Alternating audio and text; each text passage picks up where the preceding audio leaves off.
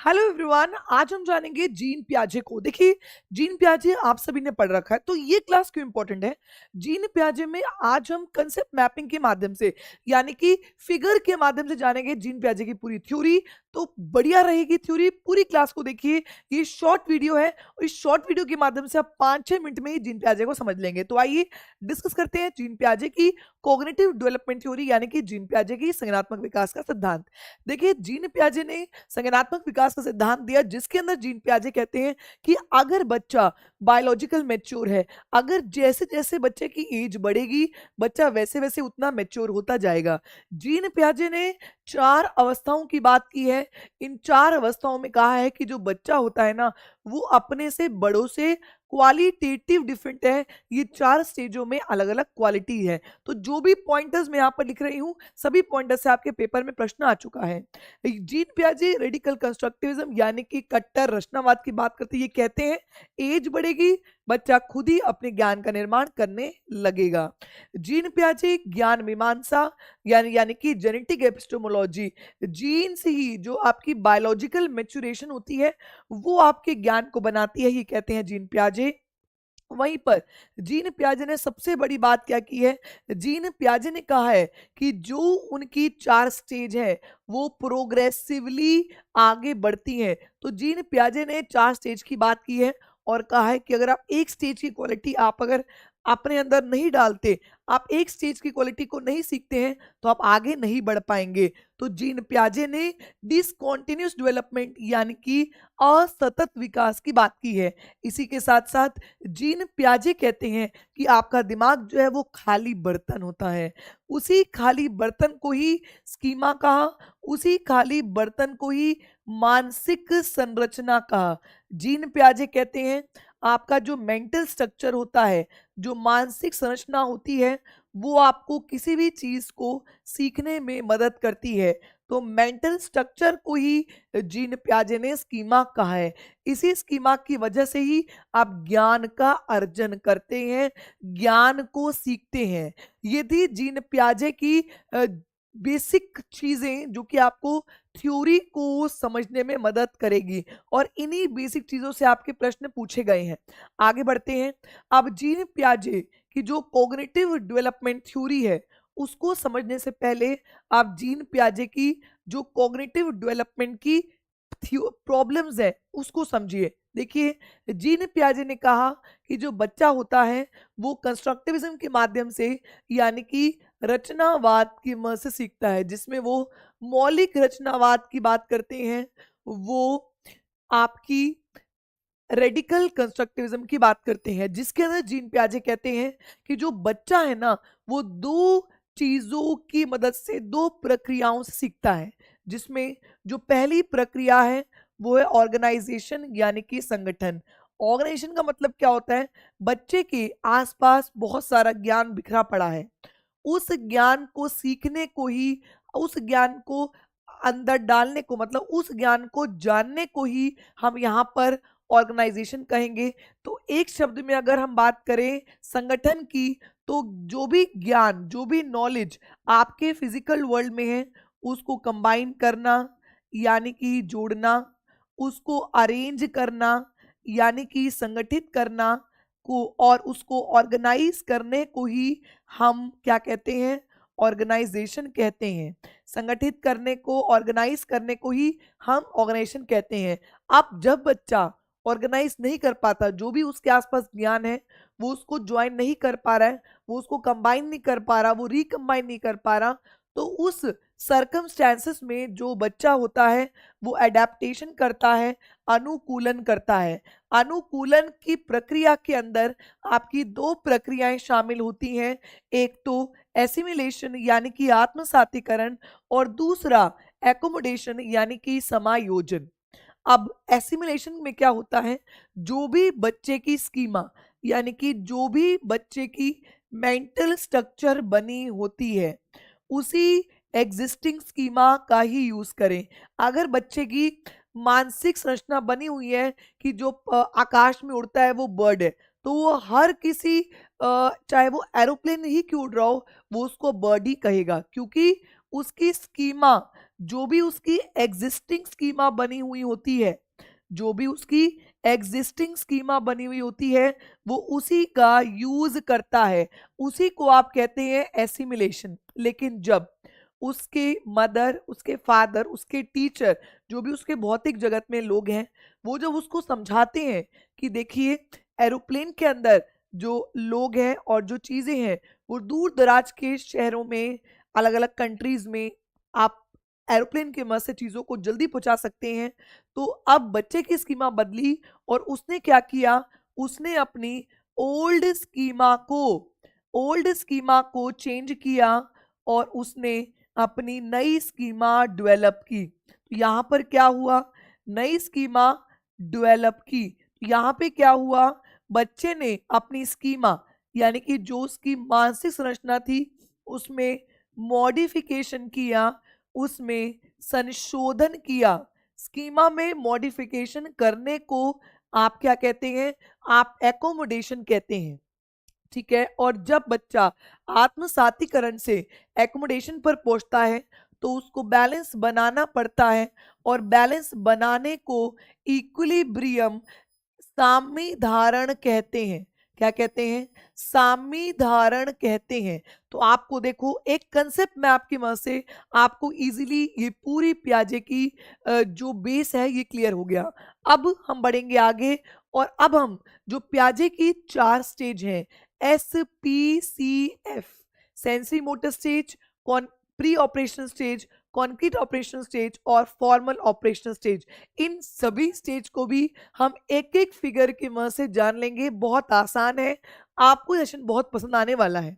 यहाँ पर अगर हम प्याजे की पहली स्टेज की बात करें जो कि है सेंसरी मोटर स्टेज, ये बच्चा बहुत छोटा होता है और इस टाइम पर बच्चा इन्फेंसी यानी कि शैशवा अवस्था में होता है।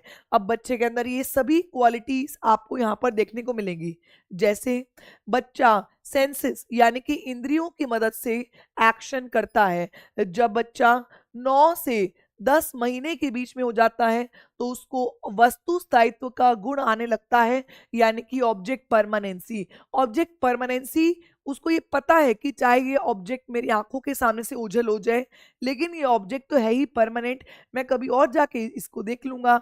तो ऑब्जेक्ट परमानेंसी का गुण 9 महीने के बाद से बच्चों को समझ आने लगता है। ट्रायल एंड एरर, बच्चा यहाँ पर बहुत ज्यादा त्रुटि और प्रयास करता है, चीजों को गिराएगा, गलती करेगा, फिर ठीक करेगा, फिर गलती करेगा, फिर ठीक करेगा। यहाँ पर जो बच्चा होता है वो एक ही गति को बार बार रिपीट करता है, जैसे कि जो झुनझुना अगर बजा रहा होगा तो बजाता रहेगा। आप चम्मच उसके नीचे गिर गई, दोबारा से गिराएगा चम्मच, दोबारा से गिराएगा, क्योंकि उसके फाइन मोटर स्किल इतने डेवलप नहीं होते, है ना, उंगलियां इतनी ज्यादा स्ट्रांग नहीं होती, तो वो एक ही मूवमेंट को रिपीट करता है।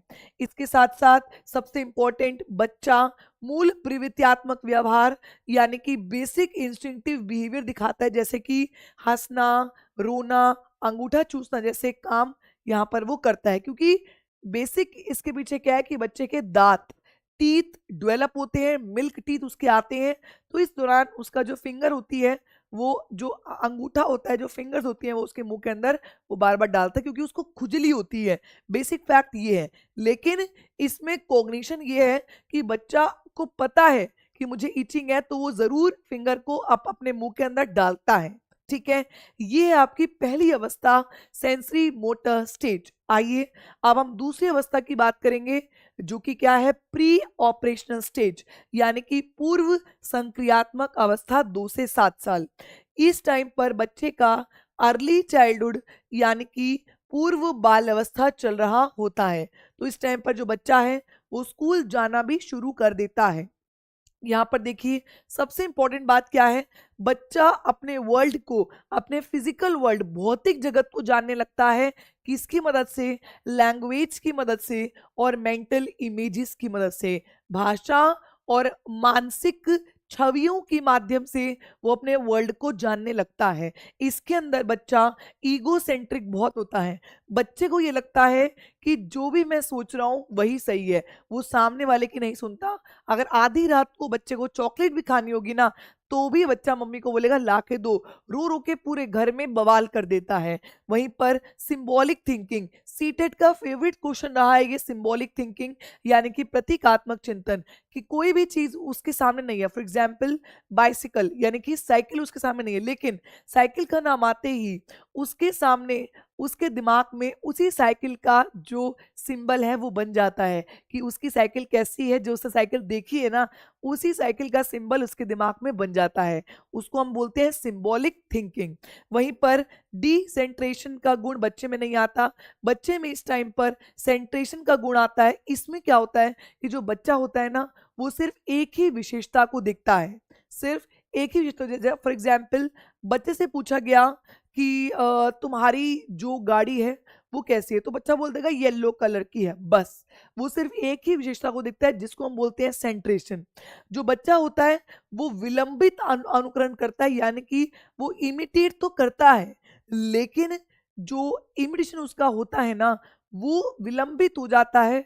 वो अगर कई टाइम बाद उसको इमिटेट करता है तो वो भूलता है, क्योंकि इस टाइम पर बच्चा लॉजिक नहीं लगा पाता। वहीं पर लास्ट जो इसकी विशेषता है वो क्या है, एनिमिज्म, यानी कि जीववाद। बच्चा कहेगा सूरज तो बहुत गुस्सा है क्योंकि बहुत गर्मी है। बच्चा यहाँ पर कहता है चंदा मामा आ गए, तो चंदा को मामा कहता है, यानी कि मामा जीव है और वो चंदा को क्या कह रहे हैं, मामा।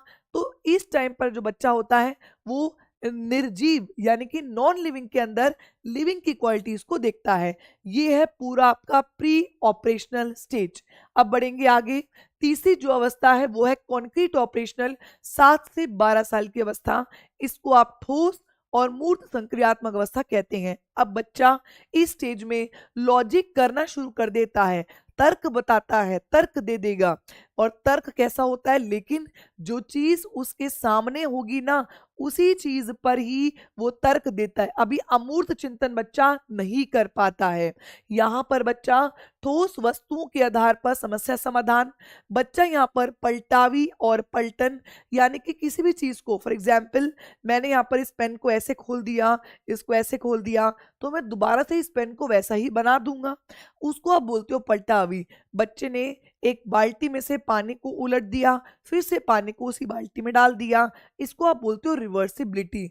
तो बच्चे में इस अवस्था में रिवर्सिबिलिटी, पलटावी का गुण देखने को मिलता है। नेक्स्ट, लॉ ऑफ कंजर्वेशन यानी कि संरक्षण।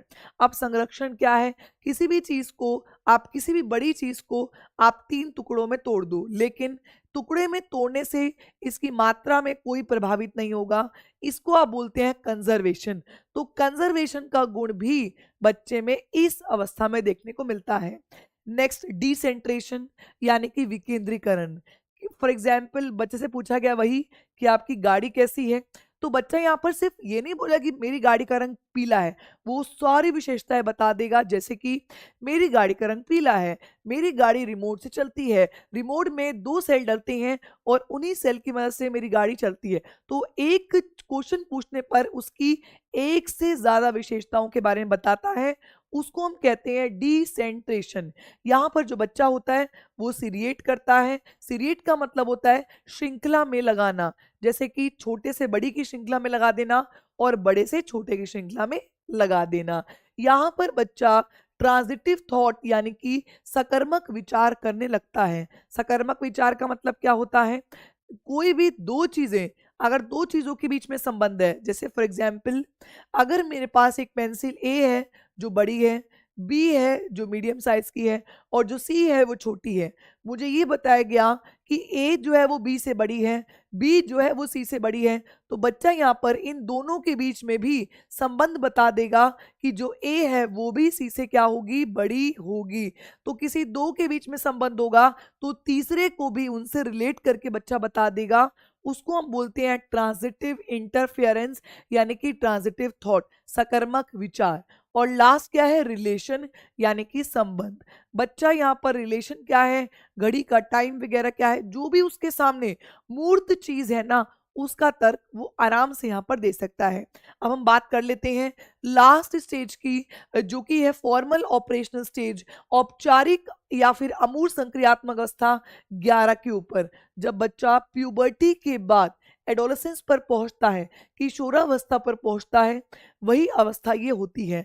यहाँ पर बच्चा अमूर्त सोचने लगता है, अमूर्त तार्किक चिंतन करने लगता है बच्चा यहाँ पर। और बच्चा जो होता है यहाँ पर परिकल्पनाएं बनाता है। परिकल्पना बनाने का मतलब क्या है? बच्चे के सामने कोई प्रॉब्लम है ना, उस प्रॉब्लम का समाधान वो पहले ही निकाल लेगा और उस समाधान पर काम करता है। जो वो समाधान पहले निकालता है ना, उसको हम यहाँ पर हाइपोथेसिस यानी कि परिकल्पना कहते हैं। तो बच्चा यहाँ पर अमूर्त परिकल्पनाएं करने लगता है। बच्चे की जो यहाँ पर संतुलन की जो डिग्री होती है वो उच्च होती है, यानी कि हाई डिग्री ऑफ इक्विलिब्रियम। बच्चा यहाँ पर कैजुअल रीजनिंग करने लगता है और बहुत जल्दी अपने ज्ञान को बदल सकता है। ज्ञान का ट्रांसफर और ज्ञान का हस्तांतरण बहुत जल्दी बच्चा कर लेता है। और लास्ट में जो आपने देखा था, जब बच्चा प्री ऑपरेशन में था वो ईगो सेंट्रिक था, तो जब बच्चा एडोलेसेंस में आता है तब उसके अंदर एडल्ट ईगो सेंट्रिज्म होता है। बच्चा ये कहता है, बच्चा पेरेंटल कंट्रोल से बाहर निकलता है, वो अपने पियर्स की बात ज्यादा मानता है। उसको लगता है कि मेरे पियर्स मेरी हाँ में हाँ कर रहे हैं तो मेरे पियर्स अच्छे हैं और मुझे पियर्स की माननी चाहिए। तो इस दौरान बच्चे के अंदर एडल्ट ईगो सेंट्रिज्म होता है। तो ये थी प्याजे की थ्योरी और प्याजे की 4 स्टेजेस। मैं उम्मीद करती हूँ कि आपको ये शॉर्ट स्पैम में पूरा प्याज समझ आ गया होगा। अब आप सभी के लिए एक क्वेश्चन है, आपको कमेंट करके बताना है वो कौन सी अवस्था है जिसमें बच्चा मूर्त संसाधन के आधार पर तार्किक चिंतन करना आरंभ कर देता है। आप कमेंट्स बॉक्स में इसका आंसर मुझे बताइएगा। कॉन्क्रीट ऑब्जेक्ट्स को देखकर बच्चा लॉजिक लगाने लगता है, वो कौन सी अवस्था है? तब तक अगर वीडियो पसंद आई हो तो लाइक करें, शेयर करें या चैनल को सब्सक्राइब करें। धन्यवाद।